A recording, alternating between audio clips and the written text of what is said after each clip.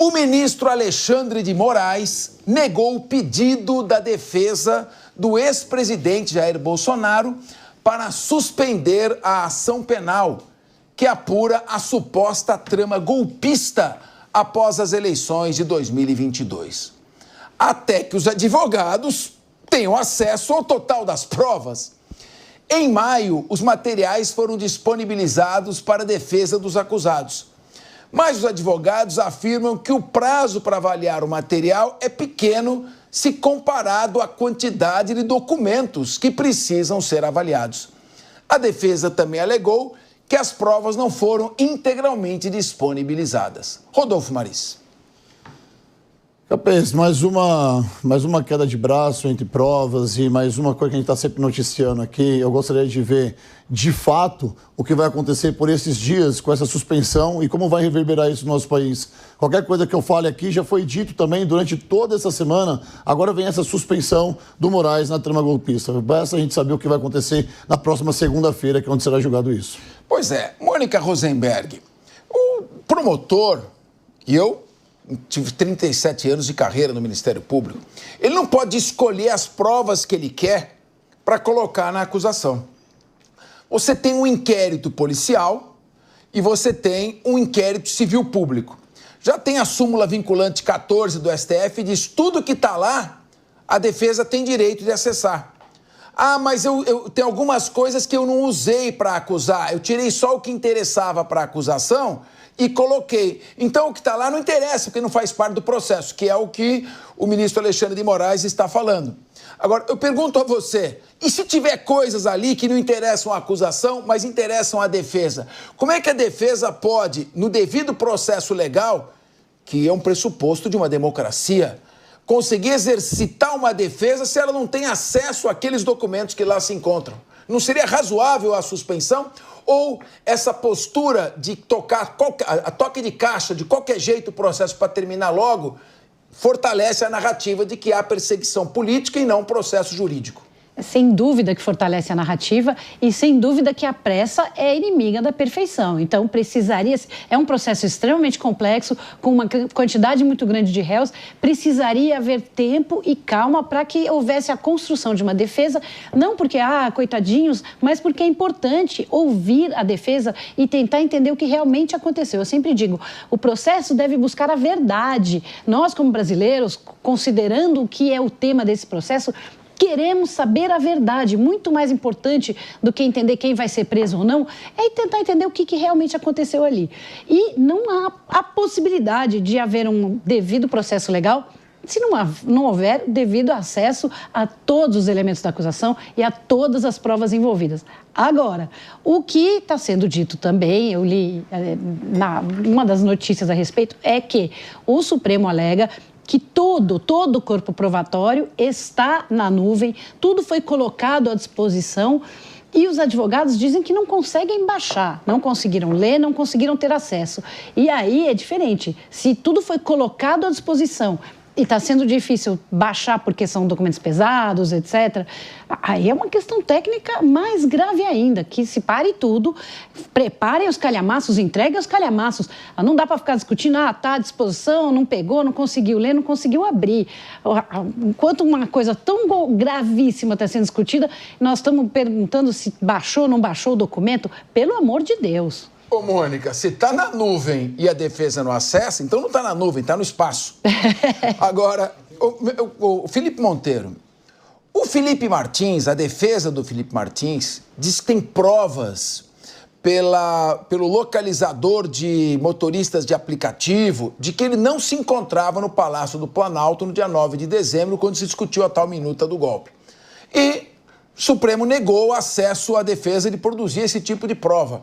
Então, eu pergunto, se o processo passa a ser uma mera formalidade, para que também fazer defesa? Não seria correto já a defesa dizer, pode condenar, não vou fazer mais nada, porque o que está sendo feito é uma simples formalidade, é um arremedo de devido processo legal.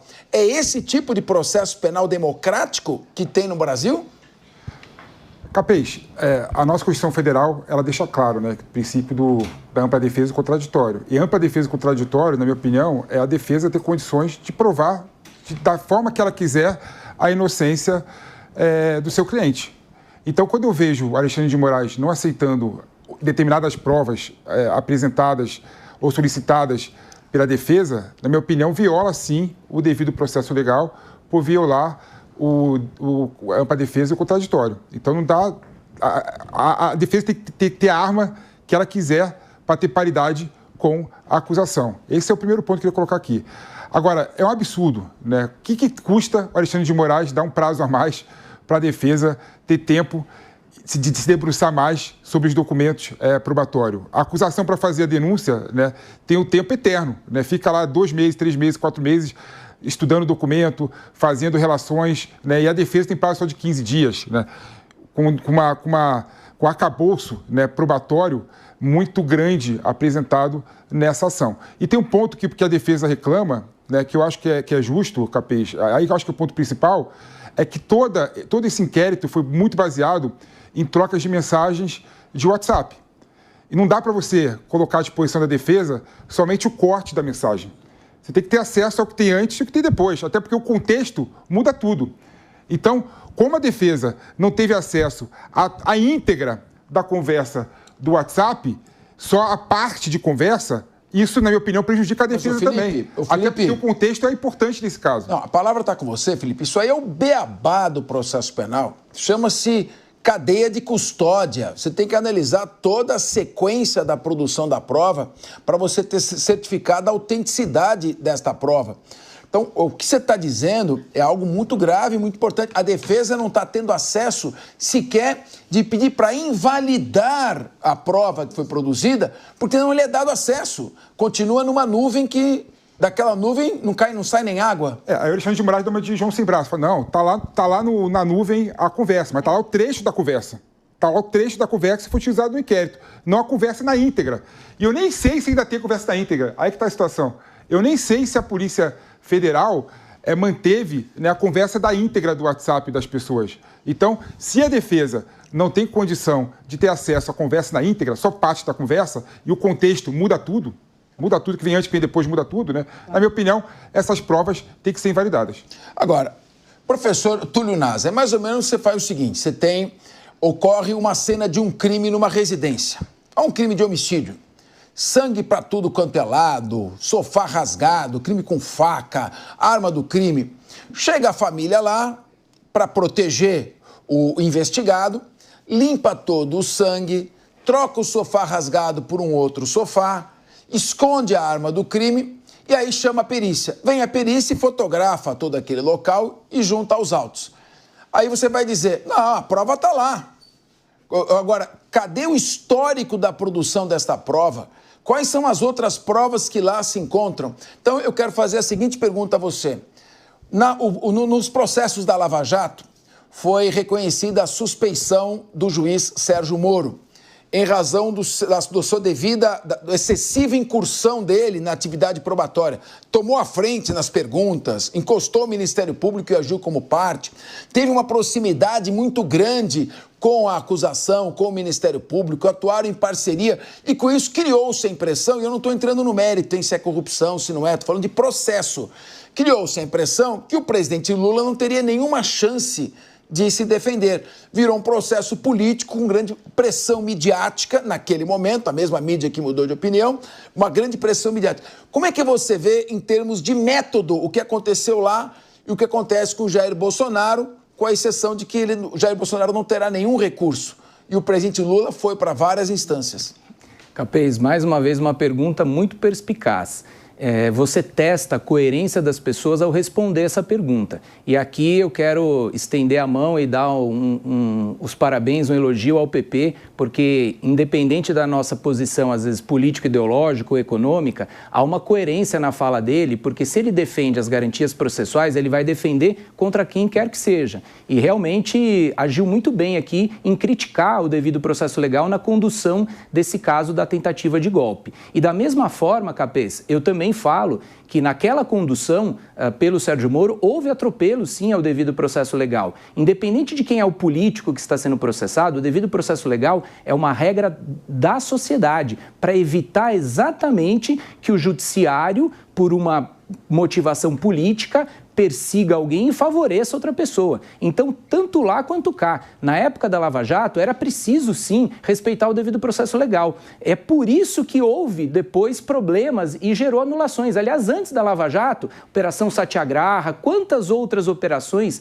em que há violação do devido processo legal, elas se frustram. E quem perde? É a sociedade. Por quê? Porque com um processo nulo, aquele valor que deveria ser ressarcido, ele não é mais ressarcido, o sujeito não cumpre a pena, então dá uma sensação terrível de impunidade. Então, cumprir o devido processo legal é fundamental, tanto naquele momento quanto agora. E eu finalizo com a frase do PP. Para que não dar mais prazo? Qual o prejuízo, qual o problema, meu Deus do céu, de conceder mais prazo à defesa? Até a Procuradoria-Geral faça um apelo, vai lá, dá um parecer, fala, dá mais prazo para a defesa.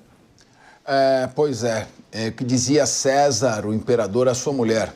Não basta ser honesto, é preciso parecer aos olhos do público que você é honesto. Ou seja, é necessário não só ser imparcial, se é que existe imparcialidade, mas mostrar esta imparcialidade. Rodolfo Maris, na cadeia de custódia, ela é importante porque se obedece à integralidade da prova. Tudo que está na investigação tem que ser dado acesso à defesa, sem exceção. E no processo de cadeia de custódia, você tem que ter a coleta do material. Como é que ele foi coletado? A defesa tem direito de saber. Como é que foi acondicionada essa prova? São celulares? Eles foram envolvidos no invólucro plástico, foram colocados assim fora do alcance de pessoas? Teve alguém que teve acesso ali para poder adulterar o conteúdo dessas mensagens? Como eles estiveram acondicionados? Onde se encontrava essa prova? Segundo, transporte, como é que ela foi transportada? Durante o transporte houve segurança de que ninguém chegasse para adulterar essa prova? Recebimento da prova, a análise da prova e o armazenamento dessa prova. Tudo isso é para proteger a defesa e também a acusação da possibilidade de acesso de pessoas estranhas que venham adulterar essa prova. Não basta dizer, tá lá. É preciso que você verifique se o que está lá não foi mexido. Como você vê todo esse imbróglio, toda essa questão da defesa não ter acesso à integralidade das provas no processo tão grave como esse? Capês, eu me ausento um pouco da responsabilidade de comentarista e agora sou o Rodolfo cidadão, ok? Vendo essas notícias, lendo essas notícias, assistindo essas notícias. Como que a gente vive num país onde, para se defender, você não tem acesso às suas provas?